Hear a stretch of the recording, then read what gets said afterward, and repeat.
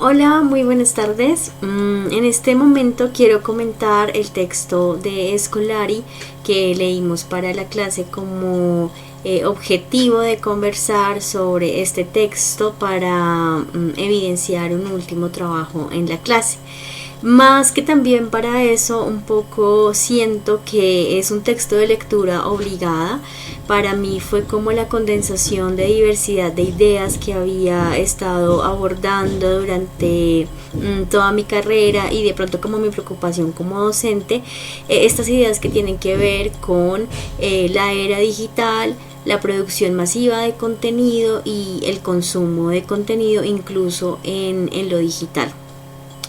Recuerdo mucho del texto de Scolari, por lo menos la parte que leímos para este curso, una especie de tránsito cronológico, lo sentí así, lo sentí como un tránsito cronológico en el que estuvimos revisando como una cantidad de términos importantes y de la historia cronológica desde la aparición del software, desde el diseño del software, desde las necesidades de este diseño para la sociedad, así como la aparición de internet, de www, y la aparición de toda la web 2.0 que se concibe ya como una era de intercambio, interacción y participación de los usuarios de los contenidos digitales. Bueno, recuerdo mucho que en la web 2.0 una de las cosas que se rescatan sobre todo es este simplemente es un recorderis. Es un recorderis para enlazarlo con el tema que más me interesa del texto de Scolari, o por lo menos la reflexión que yo hice del texto de Scolari. Recordarles que soy docente y estoy en la maestría de educación, entonces mi preocupación siempre será cómo desde enfoques metodológicos y pedagógicos abordar la lectura crítica y el pensamiento crítico. Entonces ya se imaginarán la dificultad tan impresionante con la que me encuentro siempre que abordo el estudio de la aparición de la era digital y de la web 2.0. De la web 2.0 recuerdo Wikipedia, recuerdo YouTube, recuerdo los blogs, recuerdo las redes sociales como Twitter, como Instagram y como Facebook. Esta forma también de distribuir la información entonces para Scolari se convierte, tiene doble sentido, es decir, se convierte y es, por ejemplo, la distribución de software libres para construir contenido, y además de la posibilidad al usuario, que anteriormente se supone que se llamaba el consumidor, al consumidor de convertirse en un usuario, porque según Scolari, pues al ser usuario ya es alguien que actúa de manera activa, sí, que realiza actúa activamente, que actúa de manera participativa frente a todo lo que sucede en la red. Aquí, por ejemplo, es en donde yo hallo el primer meollo del asunto. Y es que siempre me pregunto, ¿por qué al igual y por qué después de poder acceder a estas formas de construir contenido y de compartir conocimiento, aún así encontramos que los navegadores en la web, los nativos digitales, los inmigrantes digitales, migrantes digitales, etcétera, aún así uno encuentra que ellos siguen en el consumo desmedido, ¿sí? Entonces, pueden crear contenido y efectivamente lo crean. ¿Cómo lo crean?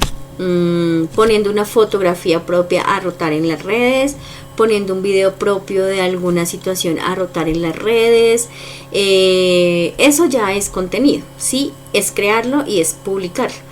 Desde mi labor como docente, mi obligación está en establecer con los estudiantes la diferencia de la creación de este contenido. Si nos trasladamos ya al mundo de lo digital y hablamos de la creación de contenido, no es posible para mí, y desde la teoría del pensamiento crítico, considerar que la creación del contenido es replicar unas formas ya establecidas y unas formas mediáticas de acercarse a los usuarios con el contenido que yo cree. Ejemplo, una fotografía que tenga las mismas características estéticas de lo que se está usando actualmente.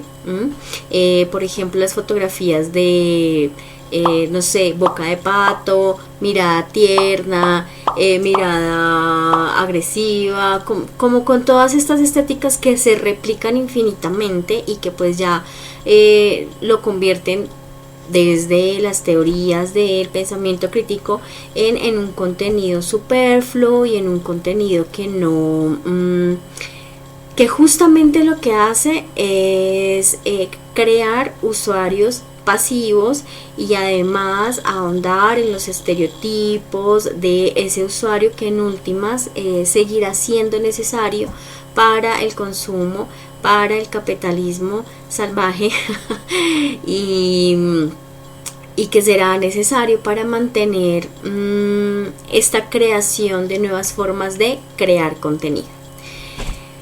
Entonces, en esta primera parte de Scolari, frente a la importancia, existe la importancia, pero no simplemente el hecho de que esté el material disponible y de que todo el mundo, ojalá fuera así, pero por lo menos el 30% del mundo accede a esas plataformas libres de contenido, a ese material que puede utilizar como quiere, a muchas cosas que pudiera conocer en otros contenidos.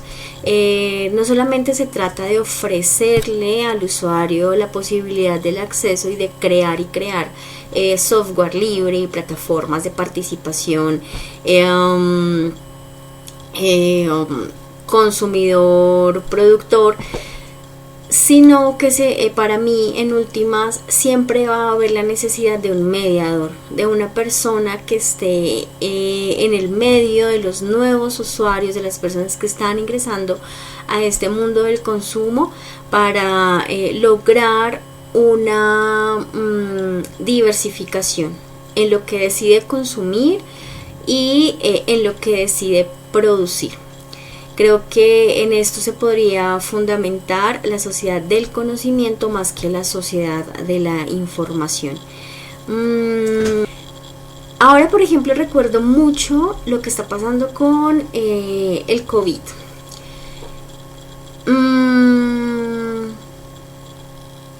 Aunque el espacio digital se concibiera como un espacio distinto, con tiempos distintos, con formas y espacios diferentes, creo que lo que pasó con la contingencia a nivel por lo menos educativo es que no se pudo superar esta diferenciación en el espacio, y todas las universidades y el 99% de los docentes, exceptuando al profesor Oscar, por la metodología del trabajo autónomo que propuso, los docentes que estaban o que veníamos trabajando en lo presencial junto con las directivas de las universidades se volcan a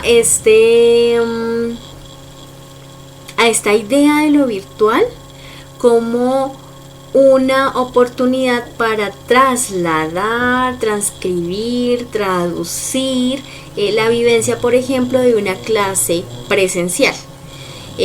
Yo fui docente durante este confinamiento, todavía lo soy en otros proyectos de tutoría, y lo que sucede es que todavía se genera desde las instituciones la idea de que es necesario encontrarse como si fuese un espacio en lo presencial. Aquí entonces siento que se rompe muchísimo la utilidad que nos da la plataforma. Entonces, ¿qué pasó? No lo que Scolari señala en una parte del texto que dice como que la tecnología digital está mutando las formas de hacer, o por lo menos no las nuevas tecnologías, ¿no? Y la educación virtual en concreto. sino que pareciera que no pudiéramos haber asumido o asumir realmente el reto de la educación virtual, cómo se ha concebido y cómo se ha construido, porque tiene sus propios lineamientos, tiene sus propios objetivos y tiene sus propias teorías sobre el papel del docente, el papel del estudiante, y el papel pues del uso de las tecnologías para mediar en la educación. Bueno, eso en términos como de recordar lo que el profe también señaló bastante en sus dos comentarios del video, recordar como esta hecatombe y esta ruptura que tuvimos cuando de repente nos dijeron no podemos hacer clases presenciales, nos toca hacer clases virtuales, y lo que hicimos fue trasladarnos al mundo de lo virtual, pero de manera sincrónica, generando una serie de traumatismos en la educación, y no habiendo sido quizá más, bueno, yo lo diría sí, un poco más valientes para asumir realmente el reto de la educación virtual. Esto simplemente como en términos de la educación, claramente como uso de la herramienta tecnológica gracias a las plataformas que bueno, que pues no son gratuitas, por ejemplo Meet, Google Meet, que es por donde se dieron la mayoría de las clases en la Universidad Nacional, pues son plataformas que paga la universidad, así como las otras universidades. No es que sean gratuitas, pero gracias a estas plataformas logramos por lo menos llevar a cabo esta contingencia, ¿no? Entonces hay dos maneras de concebirla, y es algo que también que señalaba Scolari. La tecnología se hace con unos fines. Esto me pareció asombroso. Se piensan para una cosa, o el diseñador o el ingeniero que hace esa tecnología la piensa para una cosa y resulta sirviendo para otra. Me acuerdo mucho que él hacía el ejemplo del teléfono, pues que el teléfono se hizo para distribuir conocimiento, para compartir conocimiento, y resultó siendo un medio de comunicación, lleva y trae comunicación, pues de manera como natural, que es como es ahora, ¿no? Entonces uno saluda por el teléfono, pero pues uno no distribuye información por el teléfono. Creo que eso pasa o eso nos pasó, ¿no? Con el uso de estas plataformas, y es que quizá no se hayan hecho para dar clases de manera sincrónica, sino para ofrecer otras formas de conocimiento y de educación.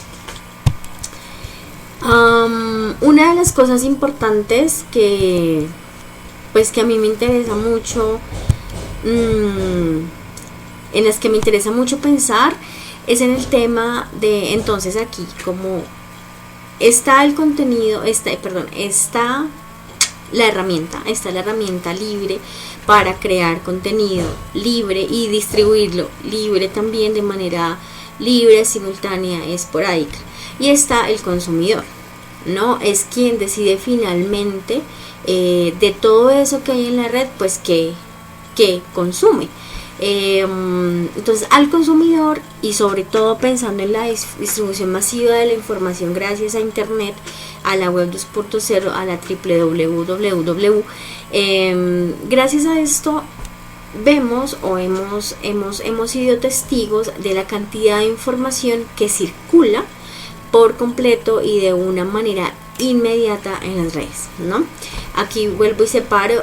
Existe la sociedad del conocimiento, existe la sociedad de la información, los que nos informamos solamente y los que construimos y compartimos el conocimiento.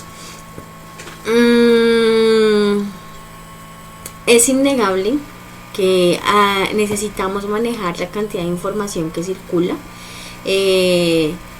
no como productores, porque incluso en este medio de comunicación existe la necesidad de hacer capitalismo, y existe esta concepción de la industria cultural, ¿no?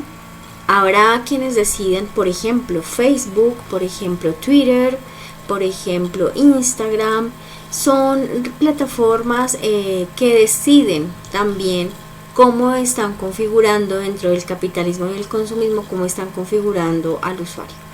Siempre, y parece que depende del uso que le dé el usuario.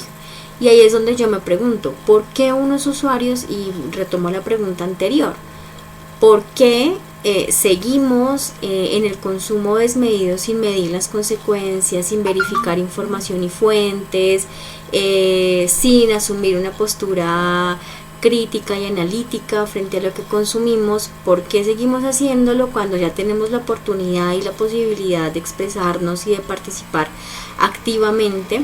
Y por qué pues no hacemos esto, no participamos activamente.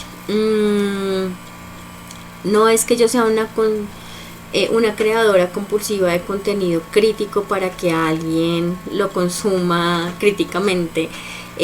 No genero contenido en las redes, la verdad es que no lo hago, pero intento consumir, consumo de todo realmente. También me acerco a videos que me hagan reír, también busco contenido superfluo, pero también busco el otro contenido. Soy capaz de leerme los artículos de prensa, soy capaz de buscar información que encuentro en un video y que me parezca falsa, de rebuscarla en otras fuentes de información.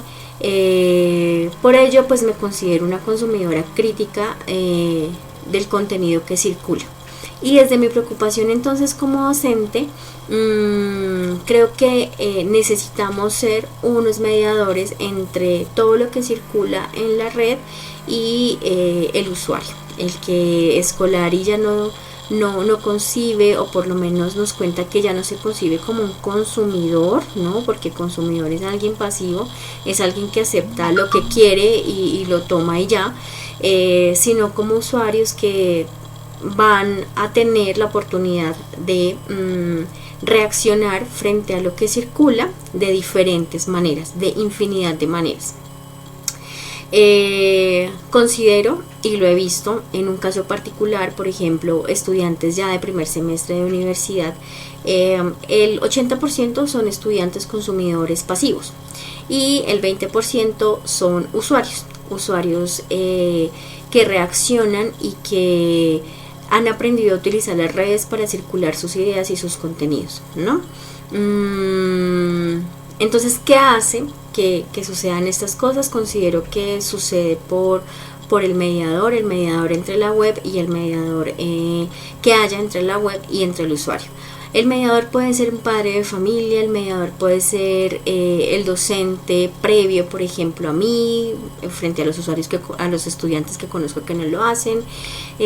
Considero que el mediador puede ser cualquier persona que se interponga entre el usuario y el contenido y de cierta manera le condicione unos momentos o unos espacios para que reaccione frente a lo que consume.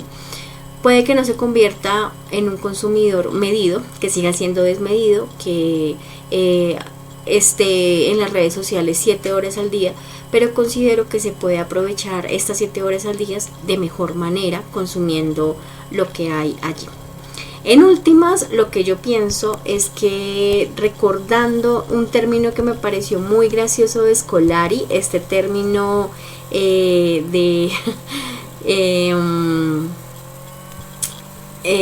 apocalíptico de lo tecnológico. Yo me considero una apocalíptica de lo tecnológico. Siento que podría no ser mejor con la tecnología, sino peor, y sobre todo si lo pensamos en la industria cultural y en el formar ciudadanos que consumen masivamente y de manera compulsiva incluso contenidos. Esto también los lleva a crear contenidos y los lleva a una necesidad de crear contenidos que otros ojalá consuman de manera compulsiva y desmedida, tal cual como sucede con la industria cultural que esté fuera de pronto de la web. Una última cosa, un poco para hacer el ejercicio pedagógico, es recordar la existencia de las fake news.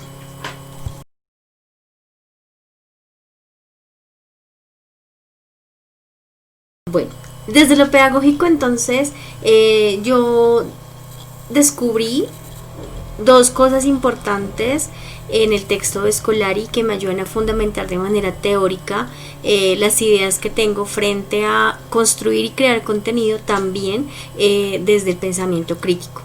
Y además consolidar y formar una serie de consumidores activos, de usuarios críticos también de este contenido, y que reconozcan y aprendan a discernir frente a la información que circula. Entonces hay muchas actividades que se pueden plantear en este sentido, y a mí me interesa, como ya lo dije, las noticias falsas, o en el anglosajonismo que hemos venido utilizando, las fake news. Perdón por la pronunciación de mi inglés. Miremos este libro, Jiménez, 7 retratos de Jiménez, un escritor criollo bogotano. ¿Lo conocían? Bueno, este libro, pues como pueden ver, hace parte en este momento, y por ahí lo conocí yo, de un programa de promoción de lectura de Idartes que se llama Libro al Viento. Ellos lo editan y ellos lo publican. ¿Quién es este señor? Pues él es uno de los grandes tesoros, por ahí lo llaman así, de la crónica nacional, y este libro justamente se compila y se conciben los 7 relatos que hay aquí como textos crónica. Al analizarlo en más profundidad, podemos ver que son textos que sugieren la crónica roja, o lo que ahora llamamos textos amarillistas, que nos cuentan relatos de personajes desde unas situaciones difíciles e incluso un poco sangrientas y escabrosas, que es algo que desde los años 30 y los años 40, en los que se publican estas crónicas, pues se viene consumiendo y se viene consolidando como quizá unos textos favoritos del lector y de los ciudadanos. Me interesa mucho abordar 7 retratos pensando, por ejemplo, en una secuencia didáctica en la que los estudiantes se acerquen a este libro, leamos con los estudiantes algunos de estas crónicas y nos hagamos una primera pregunta sobre este material, que incluso está digital, y es: ¿qué tan cierto y será que sí existieron los personajes que se señalan ahí? Entonces, si investigamos, si le hacemos un rastreo, nos vamos a poder encontrar con muchísimas sorpresas.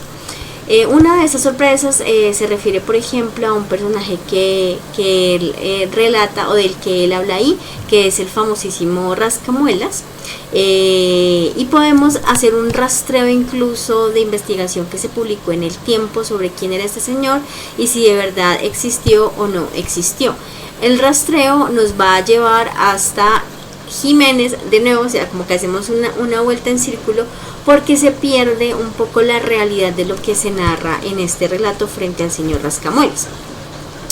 Entonces lo que vamos a hacer es acercamos en un primer momento a esta crónica, definir si realmente es una crónica periodística o si más se acerca al género de ficción literario, y desde allí de alguna manera podríamos llegar a los relatos de ficción, cómo se narran algunas noticias y cómo las podríamos narrar desde la ficción con algún contexto poético. Esto como un ejercicio que yo propongo desde la creación y desde la creación literaria. Hacia el final uno podría organizar diferentes ejercicios en los que nos acerquemos a noticias que circulan en la prensa digital, y pensar en cómo podríamos entonces trasladar estas noticias en el lenguaje poético, como ejercicio de pronto de tipología textual y de escritura, y de alguien que, como dice Scolari, hace hipertextualidad, es decir, que se apoya en textos que ya están para crear un nuevo contenido.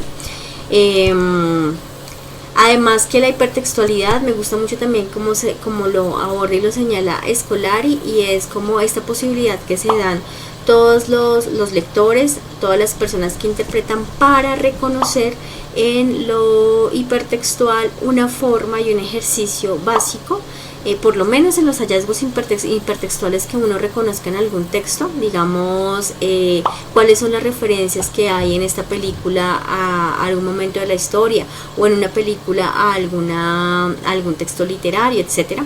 Se reconocen también como un punto clave y un punto importante en el desarrollo del pensamiento crítico y creativo. Descubrir estos hallazgos nos ayudan también a reconocer la diversidad de textos que se encuentran en un mismo texto, así como a empezar a considerar pues de dónde salen las ideas principales o las ideas de algún u otro producto necesario claramente para seleccionar la información que consumimos en la red. Entonces, volviendo al ejercicio, se propone este tránsito y este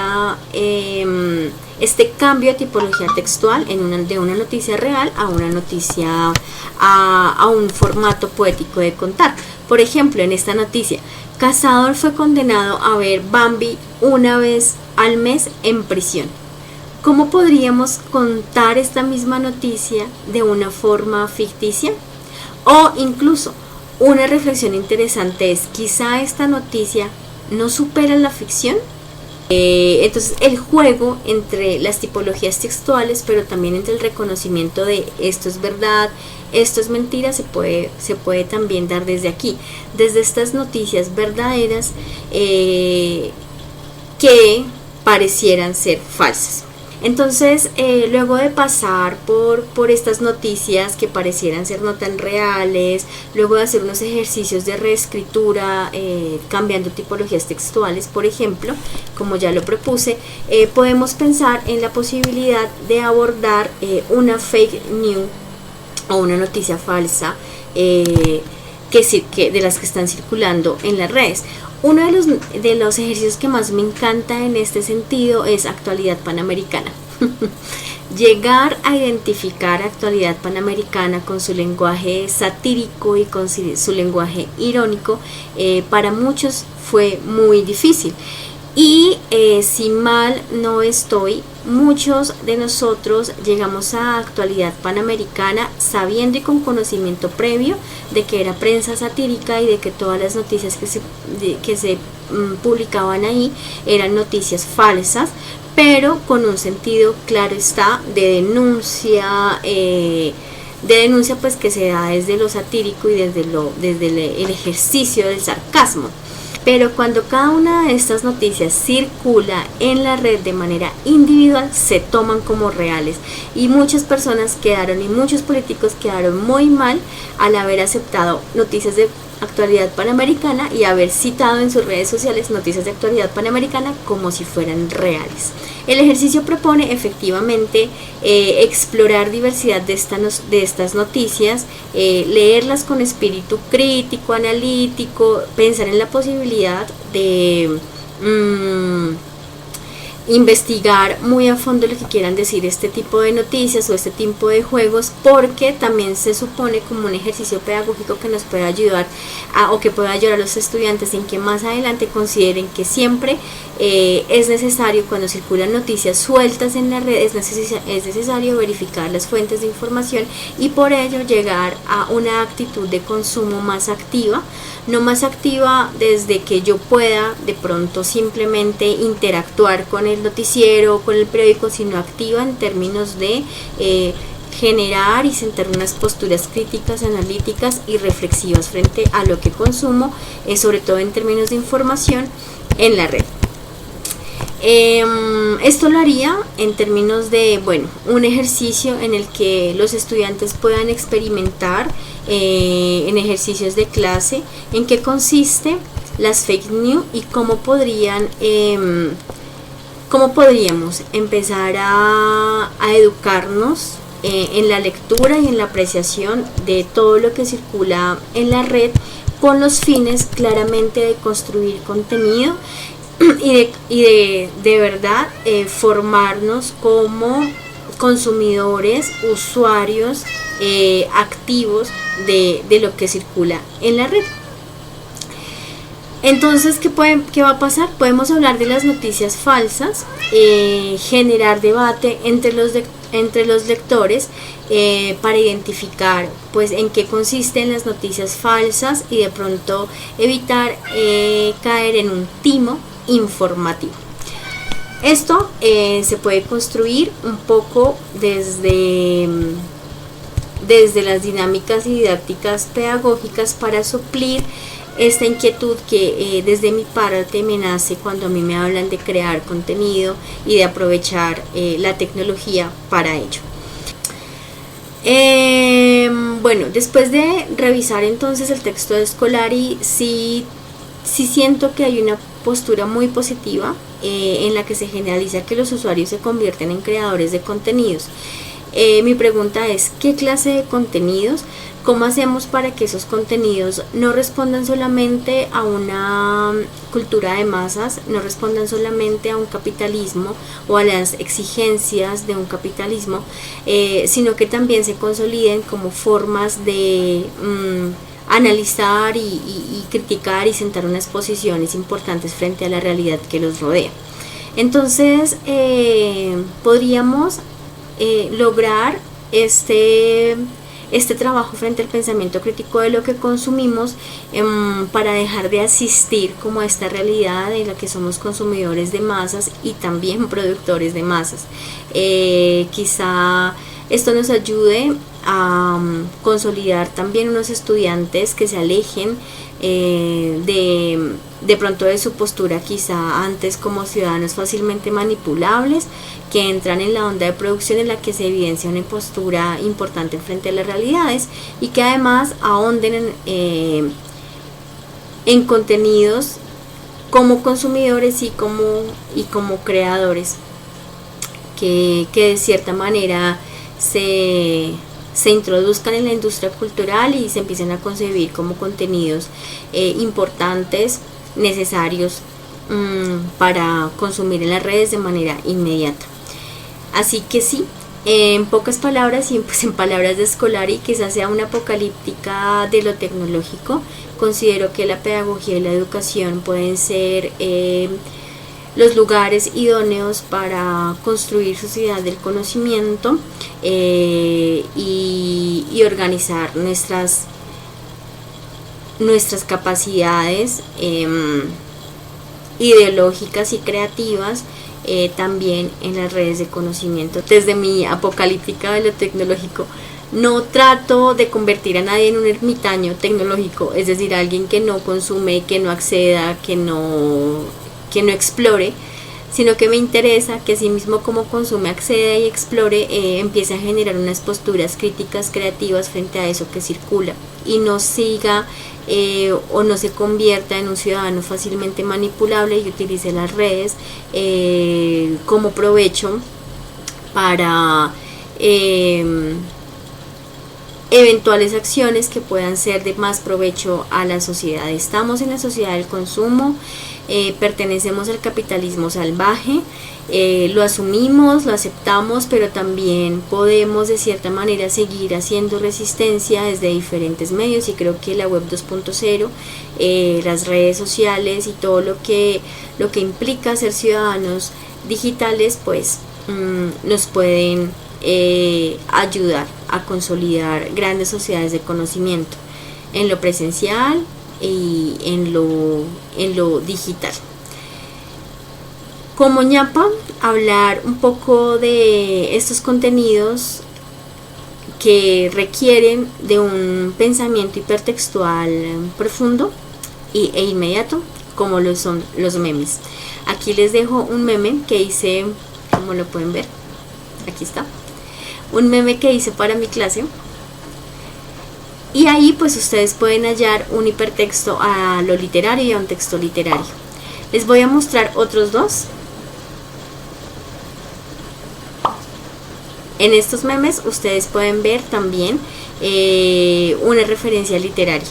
Les cuento que son resultados de una clase que tuve con los estudiantes, y no fue una clase, fue resultado de todo un semestre en el que les propuse el diseño de memes literarios.